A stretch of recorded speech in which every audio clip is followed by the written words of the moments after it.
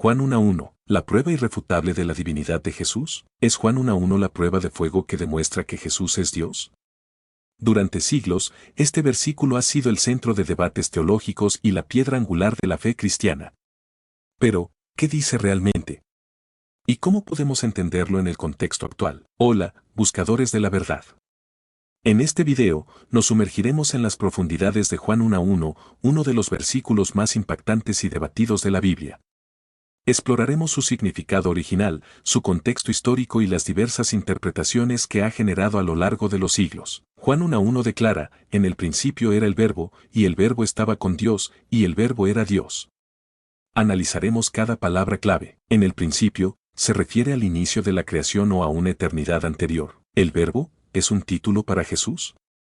¿Qué implicaciones tiene? ¿Estaba con Dios? ¿Sugiere una distinción entre el Verbo y Dios? ¿Era Dios? ¿Afirma la divinidad del Verbo de manera inequívoca? Examinaremos cómo este versículo se relaciona con otras escrituras y cómo ha sido interpretado por diferentes tradiciones cristianas. También abordaremos las preguntas y objeciones más comunes que se plantean sobre su significado. ¿Qué piensas tú? ¿Juan 1:1 es una prueba irrefutable de la divinidad de Jesús? Deja tu opinión en los comentarios. Me encantaría leer tus ideas y generar un debate enriquecedor. No olvides suscribirte para más videos sobre temas bíblicos fascinantes. La búsqueda de la verdad nunca termina. 1. En el principio, creación o eternidad. La frase en el principio en griego, en arch, puede referirse al inicio de la creación del universo tal como se describe en Génesis 1:1. Sin embargo, algunos teólogos argumentan que en Juan 1:1 se refiere a un principio aún más fundamental, un punto de partida en la eternidad antes de la creación del tiempo y el espacio. Esta interpretación sugiere que la palabra el Verbo ya existía antes de que el mundo fuera creado. Implicaciones teológicas: si en el principio se refiere a la eternidad, esto implica que la palabra es eterna y no fue creada. Esto refuerza la idea de la divinidad de la palabra, ya que solo Dios es eterno. 2. Era el Verbo. ¿Quién es el Verbo? La palabra verbo en griego, logos, es un término rico en significado. En la filosofía griega, el logos se refería a la razón o principio cósmico que ordenaba el universo. En el Antiguo Testamento, la palabra de Dios era un instrumento de creación y revelación divina. Juan utiliza este término para referirse a Jesús, presentando a Jesús como la revelación definitiva de Dios y el agente a través del cual se creó el universo. ¿Por qué verbo? Al usar el término verbo, Juan conecta a Jesús con la sabiduría y el poder creativo de Dios.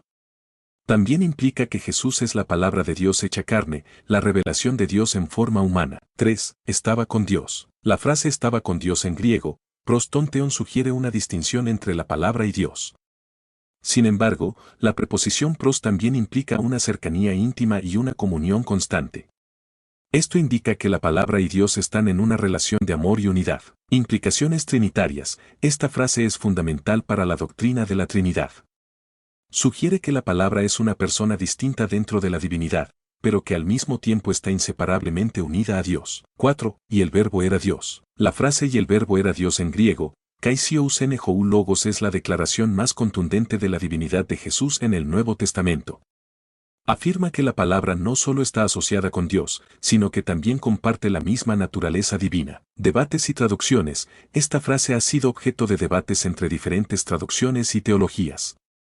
Algunos argumentan que la traducción más precisa sería y el Verbo era un Dios, para enfatizar la distinción entre el Padre y el Hijo. Sin embargo, la mayoría de los eruditos y traductores coinciden en que la frase afirma la plena divinidad de Jesús. ¿Cómo entiendes tú la frase en el principio era el Verbo? ¿Qué implicaciones tiene para ti la divinidad de Jesús? ¿Cómo influye Juan 1:1 en tu relación con Dios? 1. Juan 1:1 y la filosofía griega. El concepto de logos. Como mencionamos antes, el término logos era familiar en la filosofía griega. Se refería a la razón cósmica, el principio ordenador que daba sentido al universo. Juan toma este concepto y lo aplica a Jesús, presentando a Jesús como la encarnación de la razón divina. ¿Influencia helenística? Algunos estudiosos argumentan que Juan tomó prestado el concepto de logos de la filosofía griega. Sin embargo, otros señalan que la idea del logos en Juan es distinta y superior a la de los filósofos griegos. Mientras que para los griegos el logos era un principio abstracto, para Juan el logos es una persona divina con la que se puede tener una relación. 2. Juan 1:1 y el Antiguo Testamento. La palabra de Dios. En el Antiguo Testamento, la palabra de Dios es un instrumento de creación y revelación divina. Dios crea el universo por medio de su palabra Génesis 1 y se comunica con su pueblo a través de sus profetas. Juan presenta a Jesús como la palabra de Dios encarnada, la revelación definitiva de Dios a la humanidad. Sabiduría divina. En el libro de Proverbios, la sabiduría es personificada como un agente de Dios en la creación. Proverbios 8,22 al 31. Algunos ven una conexión entre la sabiduría divina y el Logos de Juan. Al igual que la sabiduría, el Logos está presente en la creación y revela la mente de Dios. 3. Juan 1:1 y la experiencia cristiana. Encuentro personal. Más allá de las interpretaciones teológicas, Juan 1:1 también habla de la experiencia personal de los creyentes con Jesús. Al afirmar que el Verbo era Dios, Juan nos invita a encontrarnos con Jesús como alguien que es divino y que puede transformar nuestras vidas. Llamado a la fe, Juan 1:1 es una invitación a creer en Jesús como el Verbo encarnado, la revelación de Dios a la humanidad. Esta fe no es solo un asentimiento intelectual, sino una entrega personal a Jesús como Señor y Salvador. 4. Juan 1:1 en el arte y la cultura. Representaciones visuales. A lo largo de la historia, artistas de diversas épocas han intentado plasmar la esencia de Juan 1:1 en sus obras. Desde iconos bizantinos hasta pinturas renacentistas, el Verbo encarnado ha sido representado de múltiples formas, reflejando las diferentes interpretaciones y sensibilidades culturales. Música y literatura. Juan 1:1 también ha inspirado a músicos y escritores a crear obras que exploran la profundidad y el misterio de este versículo. Himnos, cantatas, poemas y novelas han abordado el tema del Verbo encarnado desde diversas perspectivas, enriqueciendo el diálogo entre la fe y la cultura. ¿Cómo ha impactado Juan 1:1 en su vida? ¿Han tenido un encuentro personal con Jesús como el Verbo encarnado? Explorar el arte y la cultura. ¿Conocen obras de arte, música o literatura que se inspiren en Juan 1:1? ¿Qué emociones o ideas les transmiten? ¿Qué otros pasajes bíblicos o recursos teológicos les han ayudado a comprender mejor Juan 1:1? Juan 1:1. Un mensaje para hoy. 1. Juan 1:1 y la búsqueda de significado. ¿De dónde venimos? En un mundo lleno de incertidumbre y preguntas sin respuesta, Juan 1:1 nos recuerda que existe un principio fundamental, una fuente de todo significado y propósito. Al afirmar que en el principio era el Verbo, Juan nos invita a buscar nuestras raíces en la eternidad, en la palabra divina que dio origen a todo. ¿Quiénes somos? Juan 1:1 nos revela que hemos sido creados a imagen de Dios, que llevamos en nosotros la huella del Verbo divino. Esta verdad nos confiere una dignidad y un valor incalculables. Somos seres amados por Dios, llamados a vivir en comunión con Él y a reflejar su amor en el mundo. ¿Hacia dónde vamos? Juan 1:1 nos abre la puerta a la esperanza de la vida eterna.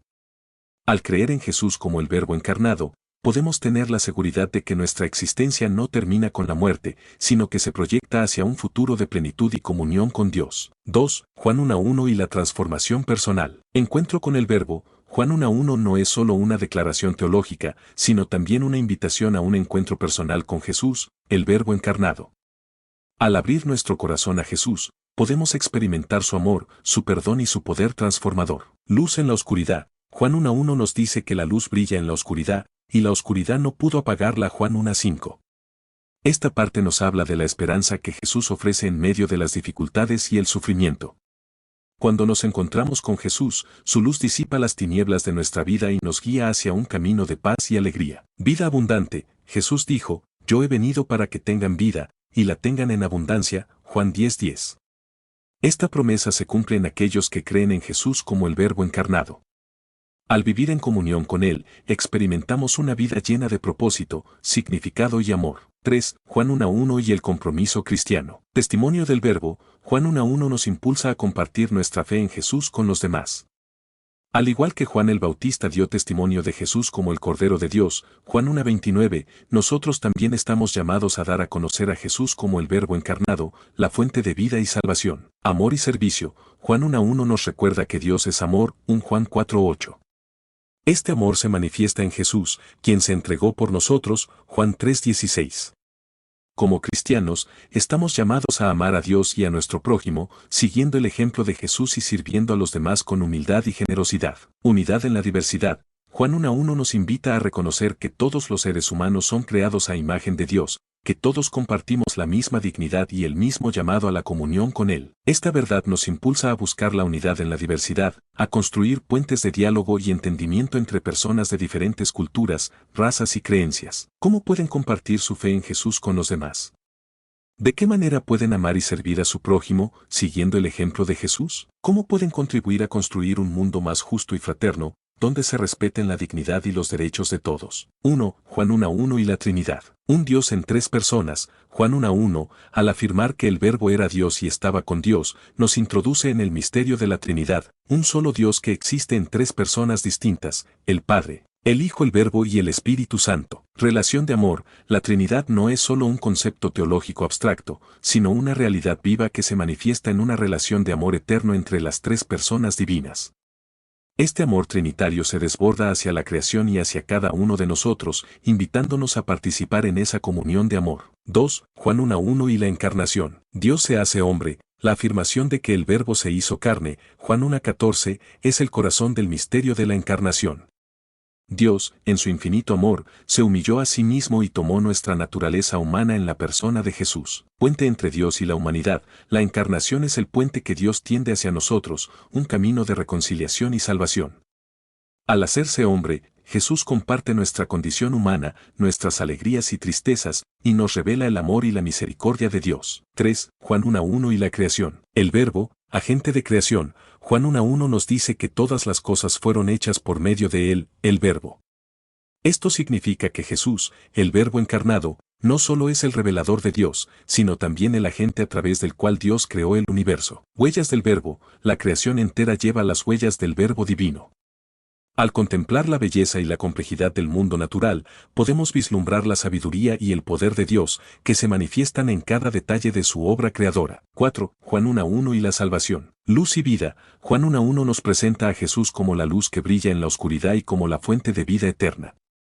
Al creer en Jesús como el Verbo encarnado, recibimos el perdón de nuestros pecados y la promesa de una vida nueva en comunión con Dios. Camino a la reconciliación. La salvación que Jesús ofrece es una reconciliación con Dios, una restauración de la relación de amor que se rompió por el pecado. Al seguir a Jesús, encontramos el camino de vuelta al Padre y la plenitud de la vida que Dios nos ha destinado. ¿Cómo entienden el misterio de la Trinidad? ¿Qué implicaciones tiene para su vida espiritual? ¿Qué significa Dios se haya hecho hombre en Jesús? ¿Cómo influye esta verdad en su relación con Dios y con los demás? ¿Cómo pueden reconocer las huellas del Verbo divino en el mundo natural?